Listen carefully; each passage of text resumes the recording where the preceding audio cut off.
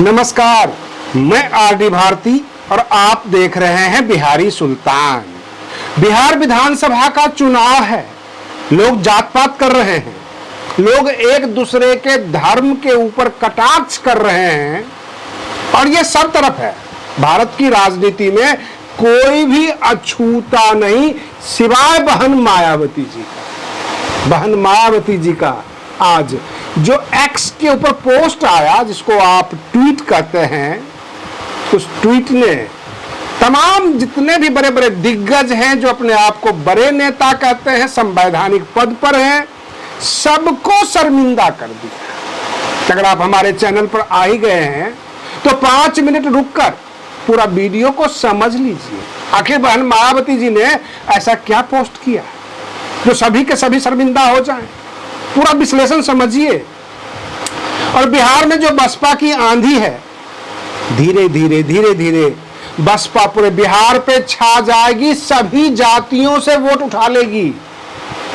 आज हम ये नहीं कह सकते कि कांग्रेस पार्टी सबको लेके चलती है, बाकी कोई पार्टी जन सुराज में जात पात नहीं है, अथवा आम आदमी पार्टी जात पात नहीं करती है। भाई साहब, बसपा भी जात पात नहीं करती है। मैं क्लियर बता रहा हूं, वीडियो के लास्ट तक बने रहिए। मैं आपको वो हकीकत बताने जा रहा हूं कि बहन मायावती जी प्रधानमंत्री पद की सख्त दावेदार है। ऐसा प्रधानमंत्री इस देश को मिलना चाहिए।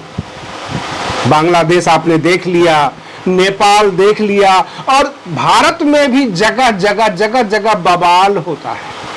लोगों के अंदर से उबाल उठ रही है। कभी कुछ साधु संत के बयान आ जाते हैं, कभी किसी नेताजी के बयान आ जाते हैं। और उत्तर प्रदेश में बड़े बड़े मौकाप्रस्त नेता हैं, चुनाव आते ही शूद्र बनते हैं, उसके बाद पूरे 5 साल तक पोंगा पंडित बने हुए रहते हैं, ब्राह्मणों के इर्द गिर्द घूमते हैं, कर्मकांड करते हैं। और जैसे ही उनके पिताजी का देहांत होता है, उस श्राद्ध कर्म में भी लग जाते हैं, और जब चुनाव आता है तो पक्के शूद्र हो जाते हैं। नाम के आगे लगाते हैं, कहते हैं हम गर्व से कहो कि हम शूद्र हैं।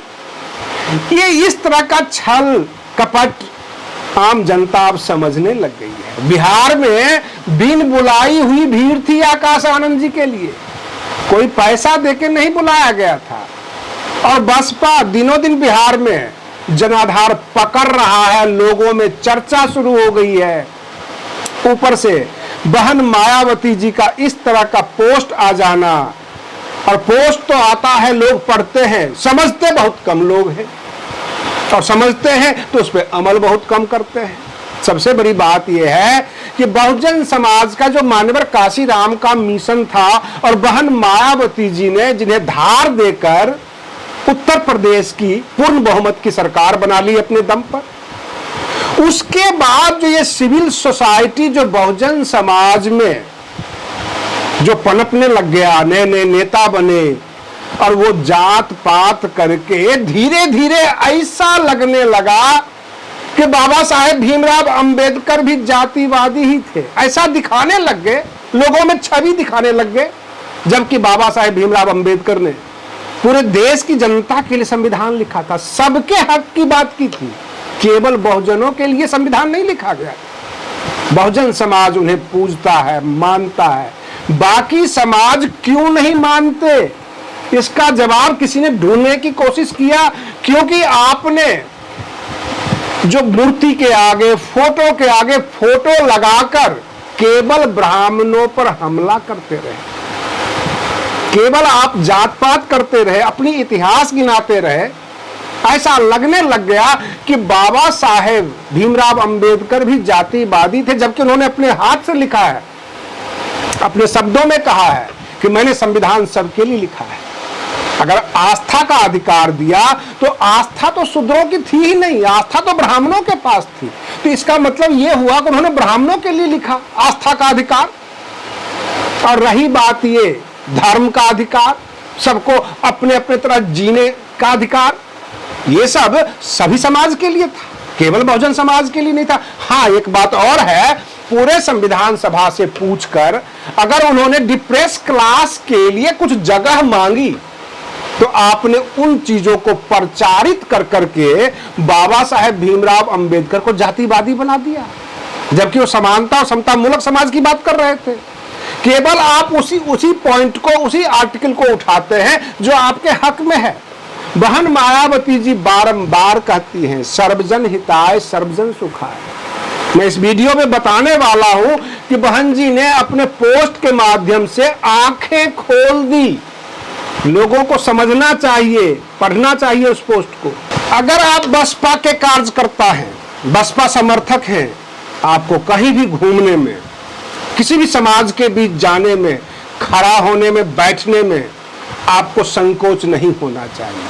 आप वोट मांगिए, सबसे मांगिए, हर जाति से मांगिए, और जब कोई कुछ बोले तो ये पोस्ट दिखा दीजिए कि हमारी जो राष्ट्रीय अध्यक्ष है बहन मायावती जी, उनका ये पोस्ट पढ़िए, क्योंकि बहन जी ने आंखें खोली। बसपा के कार्यकर्ता अब शर्माएंगे नहीं, बगल की गलियों से नहीं जाएंगे कि जहां जहां बहुजन समाज के मोहल्ले होंगे वहीं पे जाकर वोट मांगेंगे। इनसे अगर हम मांगेंगे तो ये हमें कुछ पूछेंगे, कुछ सवाल करेंगे। मैं आपको बताऊं, बिहार में तेजस्वी यादव को इन्हीं चीजों का सामना करना पड़ रहा है। जब जब वो सर्व समाज के बीच जाते हैं, सवर्णों के बीच जाते हैं, तो लोग ये कहते हैं कि भैया मंत्री बनते ही आपको रामचरितमानस याद आने लग जाएगी।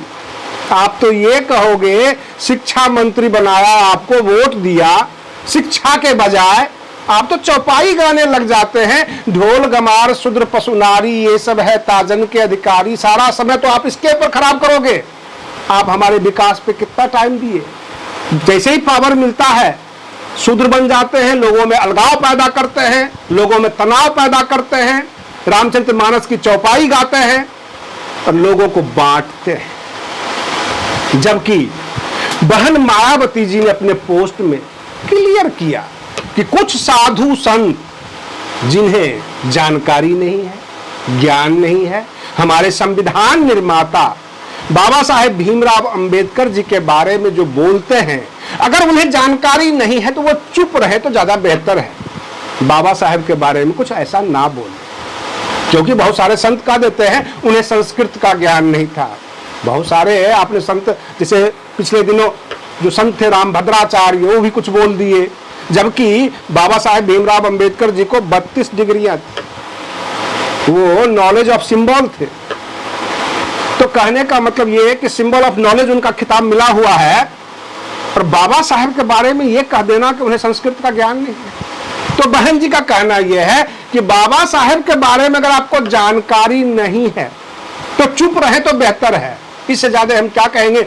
बहुत सारे बड़बोलेपन में जो है गलत बयानी करते हैं, जिससे तनाव पैदा होता है। लेकिन साथ में उसी पोस्ट में उन्होंने कह दिया कि बहुत सारे लोग अपनी जातिवादी मानसिकता से बाहर निकले, मनुस्मृति का विरोध करना छोड़ दें, आप उनके ऊपर कुछ ना बोलें। भाई मनुस्मृति को जो लोग मानते हैं वो उन्हें माने, आपको पसंद नहीं है आप मत मानिए। ब्राह्मणों का कल्चर, ब्राह्मण माने, आपको पसंद नहीं तो आप नहीं माने। मंदिर में आपके साथ भेदभाव होता है, मंदिर ना जाएं, लेकिन आप उसके बारे में खिलाफ नहीं बोल सकते हैं। बहुत जगह मनुस्मृति फाड़ने पर FIR दर्ज हुआ, मनुस्मृति जलाने के लिए उकसा दी जाते हैं नए नए युवा को, तो उसके ऊपर FIR होता है, वो फंस जाते हैं। तो बहन जी ने कहा कि ना आप अपनी जातिवादी मानसिकता दिखाएं, ना आप मनुस्मृति का विरोध करें, और ना वे लोग जो है बाबा साहेब भीमराव अंबेडकर के बारे में कुछ बोले। इससे शांति बनी रहेगी, भाईचारा रहेगा, सौहार्द बना हुआ रहेगा। लेकिन इस छोटे से पोस्ट को मैं इसलिए उठाया कि कल्पना कीजिए RJD के बहुत सारे कार्यकर्ता बहुत कुछ बोलते हैं, क्या कभी लालू यादव जी ने ऐसा पोस्ट किया, तेजस्वी यादव जी ऐसा पोस्ट किए? क्योंकि मैं आपको बता देता हूं कि मनोज झा जब पार्लियामेंट के अंदर ठाकुरों के ऊपर कविता बोला था और बहुत सारे लोगों ने विरोध किया, तेजस्वी यादव का कोई ट्वीट नहीं आया, लालू प्रसाद यादव का कोई ट्वीट नहीं आया, यहां तक ठाकुर नेता उनके पार्टी को छोड़कर चले गए, लोग भागने लग गए, उनका ट्वीट नहीं आया। इतनी हिम्मत बहन मायावती जी में ही हो सकती है। नरेंद्र मोदी जो देश के प्रधानमंत्री हैं, क्या इतनी हिम्मत है उनमें वो कह दें कि अल्पसंख्यकों के खिलाफ भी कुछ मत बोलो, ब्राह्मणों के खिलाफ मत बोलो या किसी अन्य के खिलाफ मत बोलो? प्रधानमंत्री भी ऐसा नहीं कर सकते। और इस पोस्ट को देखकर सर्व समाज के लोग, बहुजन समाज के लोग, जो बुद्धिजीवी हैं, जो समझदार हैं, वो आपस में बात करते हैं कि बात तो सच है। जब यूपी की शासन हुई होगी बहन मायावती जी की, तो इन्होंने तो बाघ बकरी को पानी पिलाया होगा एक घाट में, सबकी ऐंठ निकाली होगी, इनके सामने सब बराबर। क्योंकि बहन जी जब भी पोस्ट डालती है बैलेंस, किसी एक खास समाज के लिए बड़प्पन नहीं और किसी खास समाज के लिए बुराई नहीं।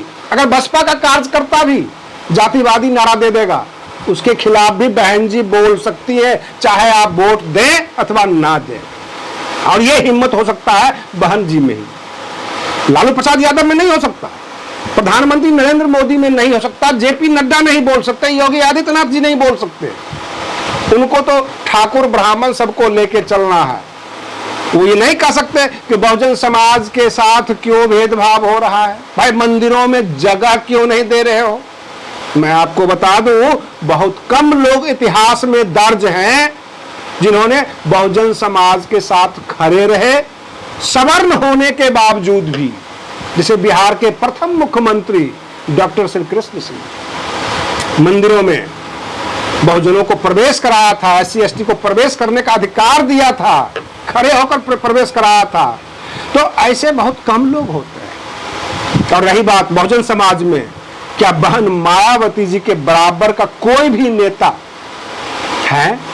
मैं चुनौती देता हूं अपने चैनल के माध्यम से, क्या डॉक्टर उदित राज ये बोल सकते हैं, मल्लिकार्जुन क्या बोल सकते हैं, मल्लिकार्जुन खड़गे जो कांग्रेस के राष्ट्रीय अध्यक्ष हैं, कि कोई भी बहुजन समाज के लोग मनुस्मृति के खिलाफ क्यों बोलता है, मनुस्मृति के खिलाफ क्यों बोल रहे हो?